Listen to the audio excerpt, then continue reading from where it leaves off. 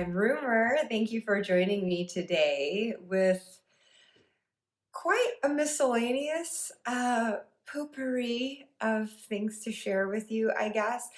It's just in the spirit of a new year. I guess I wanted to share what I've got going on now and for the year ahead a bit. My last video did concern my year ahead as far as the year ahead spread. I reflected on last year's and laid out my cards for the coming year. But one thing I thought I would just quickly share would be the decks that I've been using through January. Over on my tarot table, I have a few decks set up. I have some sample cards from each to show here, but generally my Pagan Otherworlds, which I love using with Wildwood Tarot. Also got the Dreaming Way. And then for Oracle, Yule Oracle, hanging on for another month after bringing that one out in December. And then the Celtic Spirit Oracle. I really, really love pairing the Pagan Otherworlds with this Celtic Oracle. I mean, color scheme wise, they pair very well, but there's also there's a Fae energy to this, and just the sense of ancient pagan magic just fits quite well. I feel like the messages have resonated with each other, as well as just being pleasing to the eye on the table. So yes, I'm in love with that pairing. I do still like to use this Yule Oracle. It's still capturing the feel of the season for me. Nice paired with either one of these decks. I do like it with the Wildwood.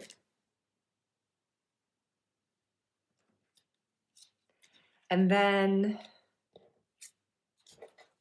Dreaming Way, I haven't used yet. I pulled it out the other day. I had pulled a card from the Yule Oracle and was shuffling this to just do a little complimentary reading beside it. And the cards didn't seem to want to like split for me when I'm splitting the deck to draw one. I don't know. It's really weird. I just had this sense that they were like, nah, the Oracle message is all you really need to hear today. It's going to be overkill if you do an extra reading. We know that you're just trying to play and there's a time for that, but not today. Just focus on what the Yule Oracle had to tell you. So, I don't know, do you interact with your decks like this? Very much personifying them and breathing life into them. But I like pairing Dreaming Way with the Yule Oracle a lot. Yeah, I don't know. Maybe it's just something with the fashions and the line work in it. I just feel like they go well on just that winteriness. I don't want to make it seem like it's just about the appearance of the cards, of course. That does help. I mean, that's a sensibility that I enjoy. But what makes or breaks a pairing is ultimately whether the messages speak to each other and enhance each other effectively. And if that's not there, then no matter how pretty they look together, I'm not going to keep using them together. Going on at the side table here, though, I have shared before where sometimes I do these secondary readings over here because I've got, the main setup at the tarot table, but then there are just certain, I'll do daily readings over there for sure, but I tend to like to do some of the like bigger readings, like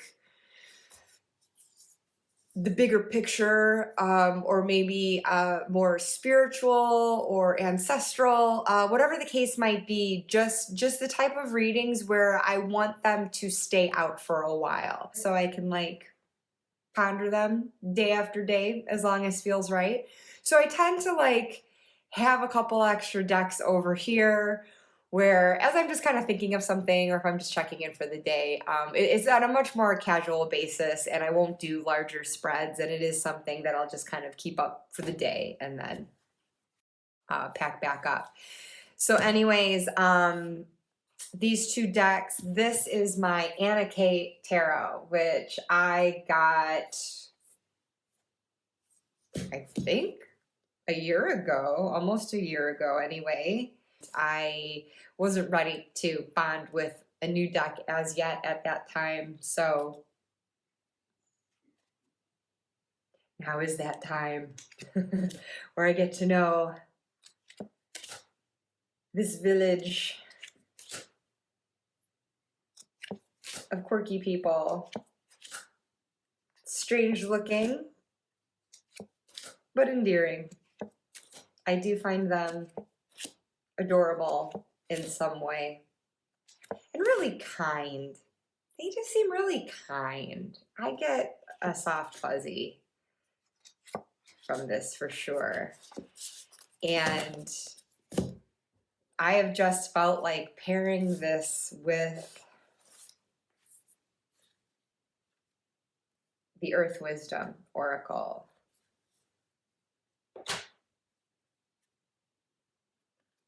Another fairly aesthetic pairing, but there is an earthiness, a groundedness to each of these decks that I just suspected they might communicate well with each other. I just feel a bit more of a pragmatism that just feels accessible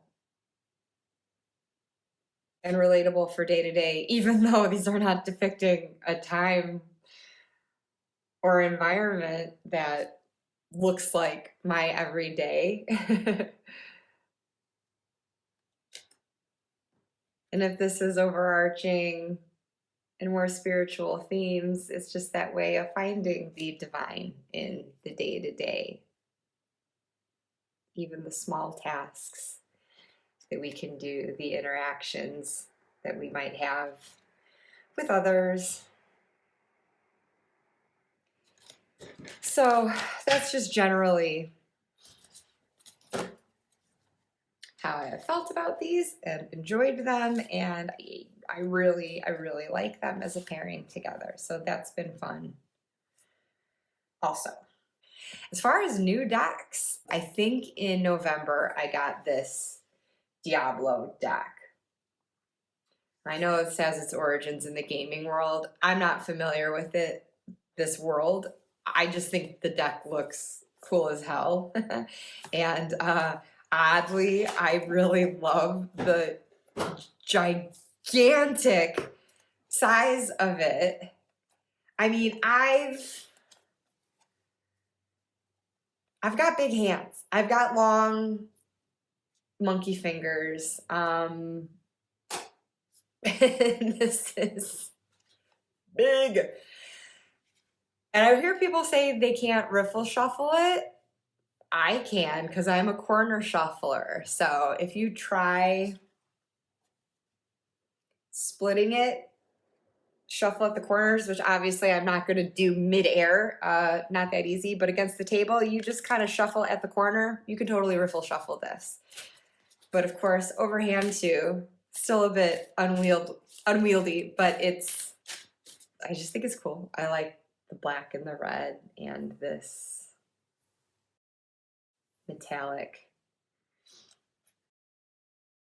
And obviously not one that I want to do a huge spread with. Not that it couldn't be used for that. Hey, find a big table area, clear off the floor, wherever you want to do it.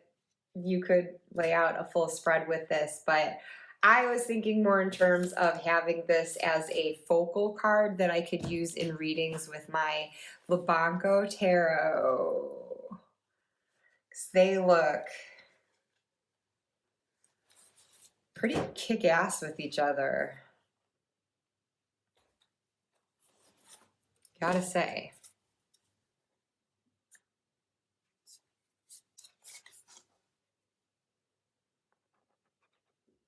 The Labanco has more color incorporated,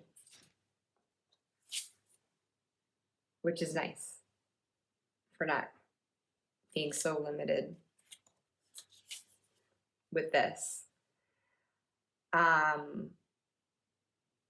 But yeah, the art styles, I think, complement each other well. They're edgy. There's a masculinity to these that I really love and I feel called to sometimes for certain readings. This feels aesthetically like something that cuts through and is a little bit more no nonsense.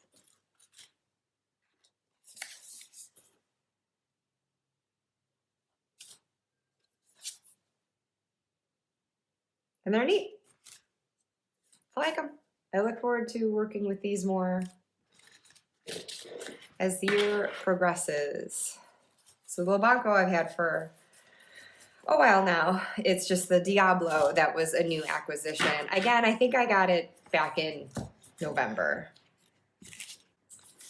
And then December, I bought the Yuletide Tarot, which I can't show because I left it at my mom's. I bought it for that purpose since I'm usually there second half of December. I liked it. I didn't do a lot of readings,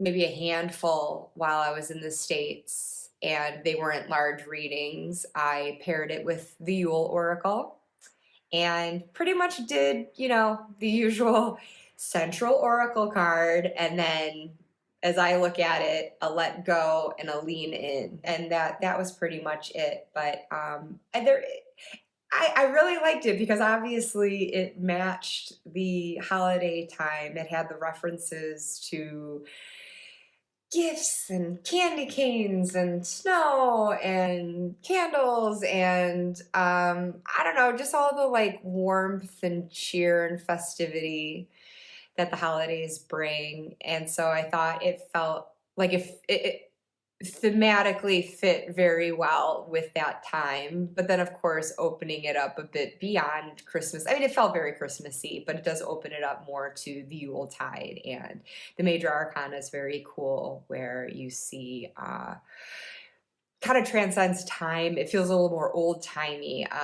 more like drawing from folklore maybe surrounding the season. And then the minors are contemporary and more your day-to-day, how you might experience the season. So I thought that was a cool way to approach it, having the majors portrayed as they are, those bigger overarching themes. So these stories, this lore that we have from centuries, millennia maybe, and then how that like relates then to just like our day-to-day, the people we are now who are wrapping up presents and putting them under the tree. It seemed to work well for the serious as well as the lighter.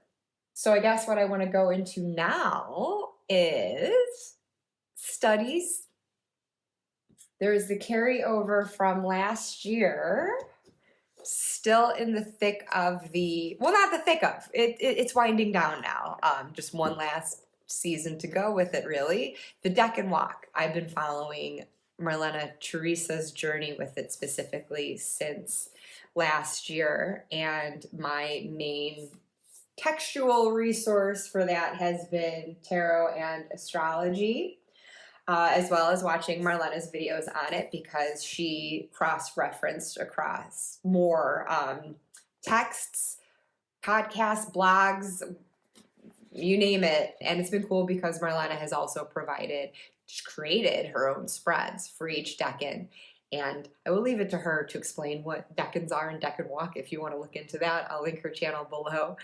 But for each Decan, created an original spread that embodied the energies of that time and what it means for you at that time. And that was kind of the purpose for going through the Decan walk.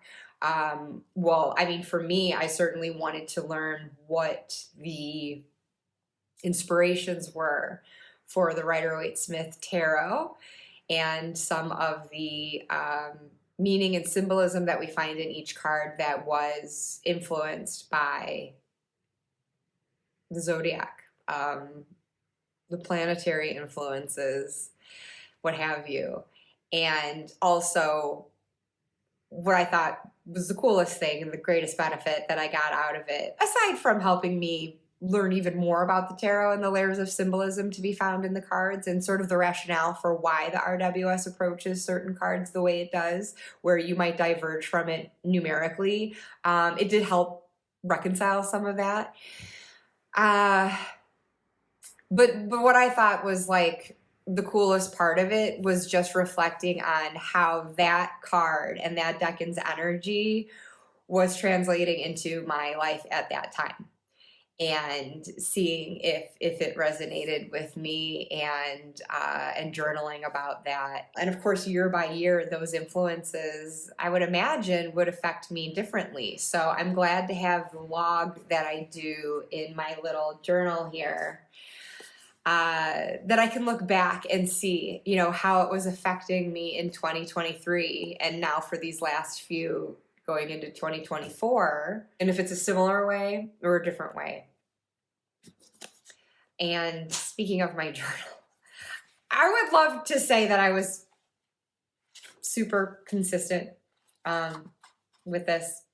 I have not been. I have mostly been, but there definitely, I mean, it's just when I'm in and out of town, it just, I don't know, I would just kind of fall behind on it. But basically how I was setting it up, I mean, just so simple. Starting here, indicate what the Decan is, the dates of it, and then write, well, what the Golden Dawn called that Decan as shown in this book as well. So this is the Decan we're currently in. This one's just about to wrap up. But you see the tarot card associated with what planet or heavenly body is in the sign at the time, and then what the Golden Dawn called it.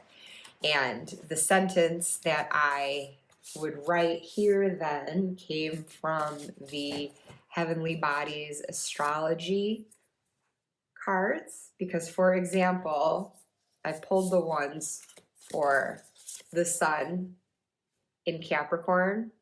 If you read this, starting with this, self-express and embody truth through ambition, realism, and methodical steps. Just put that there. Have my symbols for the planet and sign, and then just noting the spread positions for Marlena's spreads. And then after reading the blurb on each Decan in here, I would just sort of like paraphrase it in a concise way here, just giving the gist. And then a second page for my tarot reading based on that spread and any other observations that I might have noted at that time. And that was really it. I just gave a page front and back to each one. And there's a section here where I kind of blanked out. I neglected Virgo and Libra. Then I came back in Scorpio and Sagittarius, and then I fell off again. And so I've got to get caught up with the rest of Sagittarius and Capricorn. But I'm not going to wedge in my observations for how I was feeling the energies of the Decan. I think in catching up here, anything that I've missed, it would essentially just be reading from the text, maybe populating this page so I've got that squared away, but then now this year, if I missed it, waiting until the respective Decan to then do the reading and note my observations at that time and be clear that I'm doing it as of 2024 and not 2023. So anyways, my little kit here has been this book and journal, and then these decks, which the Pamela Coleman Smith RWS that I pull out. So here's the current Decan card, for example. The tarot correspondence to the sun, which is in Capricorn, which is in correspondence with the devil in tarot. And so it's looking at these energies together and how that might translate into what we find in this Four of Pentacles, just as an example with this Decan. So then with this heavenly body astrology, then I'll pull obviously those corresponding cards, but then also the house that Capricorn is in. It's a cardinal sign, so this reminds me of what kind of energy that brings as it's like ushering in the season. And then it's an earth sign, reflecting another energy of this time. And then if I just want a simple visual reminder for me, I've got this Living Wheel astrology cards, and I'll pull out planet and sign that way. And this is cool because then I can actually see what the constellation looks like, and it helps me learn the symbols for them. So that's been the gist of how I've approached this study, and that will be wrapping up with Pisces in March. And then at that time, this is TBD, but I bought this last summer with the intention of embarking on the Hallowquest this year. And I think this is set up where you can get going with it at any time of year, but basically after the pages with all the card descriptions and meanings, which you can use just using this as a regular tarot deck, there's this whole course in here. And Candy at Candy Soul and Soil recently did an awesome video on what you need to know if you're intending to do this. And so she has been following the Hallowquest herself, and she's a great resource on it, sharing what her own experiences have been for it, and she can speak to what kind of a time commitment it is and whatever other resources are useful. But anyways, there's a lot of like preliminary work to be done here, but then it gets into the quest for the sword in spring. So just noting that, even though you wouldn't have to, you could start at another time of the year. I was just thinking in light of the Decan walk, that would work well if the Decan walk is wrapping up, and then I can start on my Hallowquest. So again, just keeping things organic and in flow, attuned to myself at that time. If I'm feeling called to get going with it, I will, and maybe I'll do some of those preliminary exercises prior to then in preparation, and also to further help me feel out whether it's something I'm ready for as yet. At that time this year in general, I don't know, we'll see, but I'll keep you posted.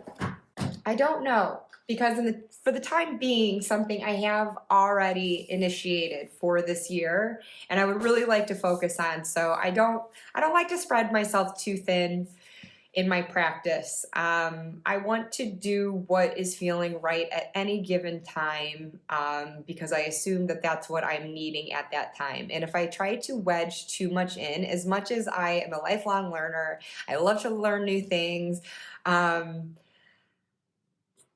I just also feel a need to kind of slow down and try to not try to do all of the things all of the time. I'm trying to attune to my own natural rhythms. So anyways, I for a while have been wanting to really like dive into an ancestral practice. And so the ancestral grimoire, towards the end of last year, I dove into some of the preliminary steps here. And now in January, whoop, and this is another thing where you could start at any point of the year. You don't really have to go in order, but I'm choosing to do it in order. So now for January, really kicked this off, focusing on inherited magic, which is really interesting.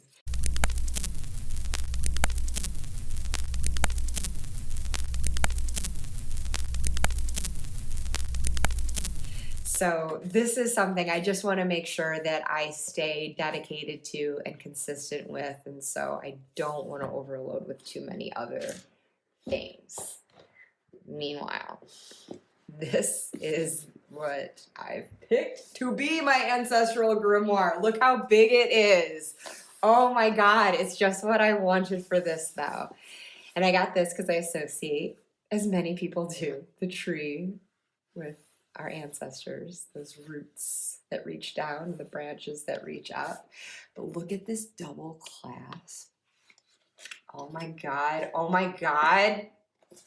I feel like every time I open it, I'm about to read the never-ending story. But I started here with the preliminary work, and then this is where I got rolling with January, kicking off both of these pages with this visualization where you enter the land of tarot and you see who or what you encounter there, and that's really neat.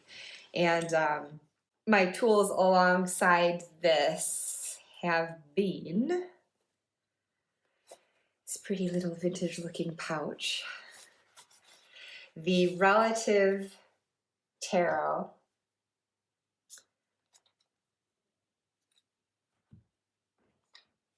the Carte Postale Tarot,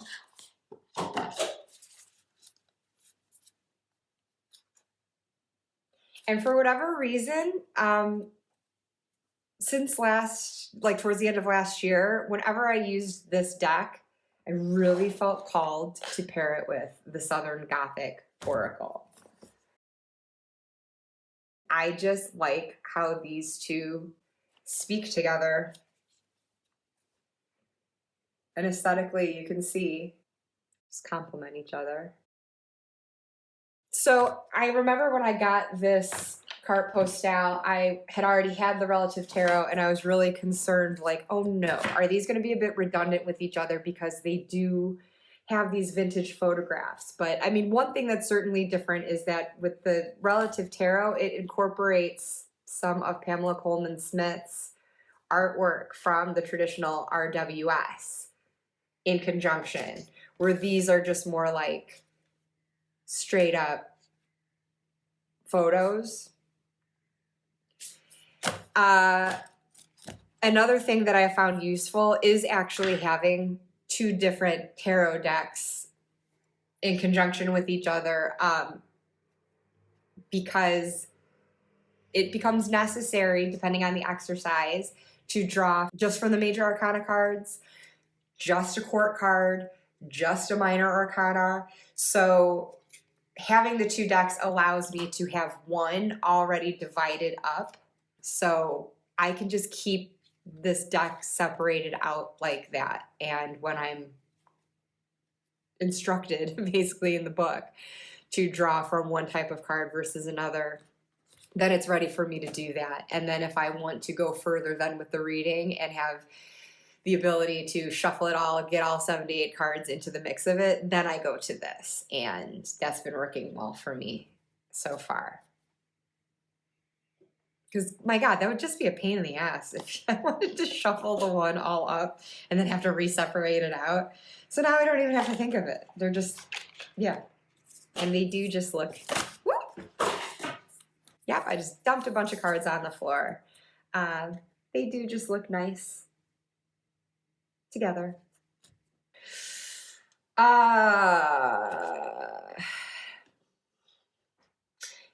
other than that, I guess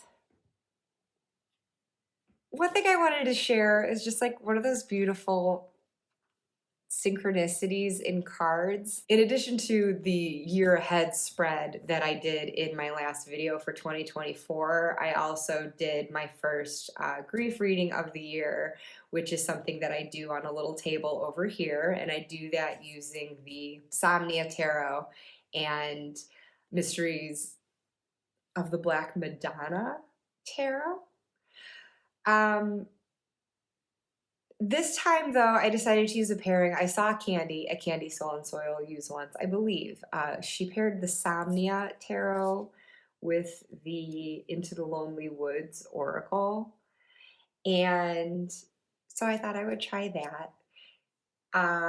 I basically will just do a 3-card past, present, future layout. It's what I've fallen into doing anyway, and kind of feeling my way into it over the last year and a half.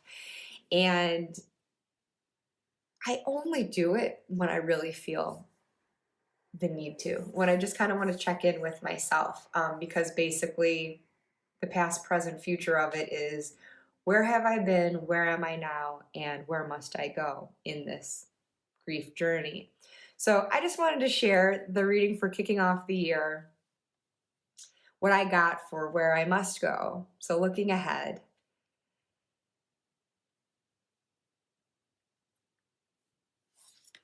And then I drew from Into the Lonely Woods.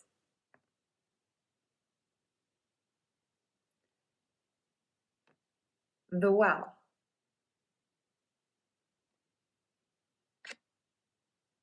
And what did we lose?